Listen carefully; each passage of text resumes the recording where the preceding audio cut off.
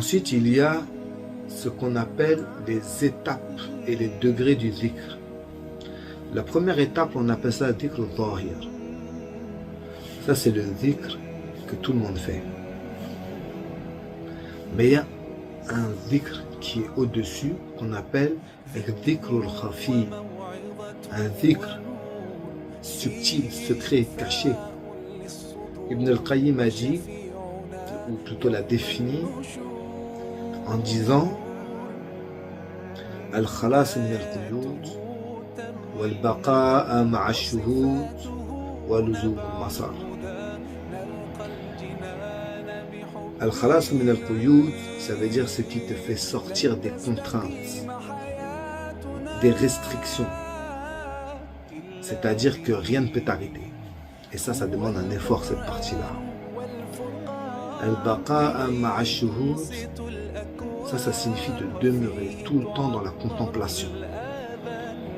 Dans le maqam de l'ihsan, que tu adores Allah comme si tu le vois. Tu restes ici, là. Parce que ce qui est vu ne sera jamais oublié. Luzum al-masar, ça veut dire que tu demeures dans la persévérance. Parce qu'il faut savoir que le dhikr, il a deux ennemis, il a deux contraires. Il a un nisyan, l'oubli, et al-ghafla, l'insouciance. L'homme, on appelait al-bashar, avant que Adam s'approche de l'arbre. C'est à partir du moment où Adam s'est approché de l'arbre qu'on l'appelait al-insan. Insan min al-nisyan, ça vient de l'oubli. Et al-zakar, l'homme, se souvient plus que al-nisa, les femmes. Al-nisa min al-nisyan.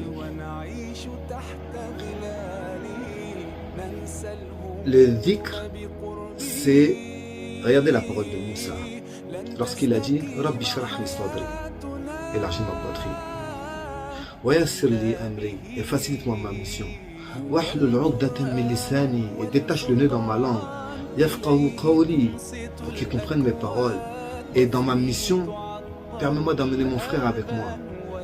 Pour faire quoi? Kay, pour que nusabbihaka kathira wa nadhkuraka kathira, pour qu'on fasse ton tasbih de façon abondante et qu'on te mentionne, qu'on t'invoque de façon abondante. Dhikr al-zahir, celui des gens de la masse. Dhikr al-khafi, on a donné la définition. Maintenant, le dernier dhikr, celui qui est tout en haut.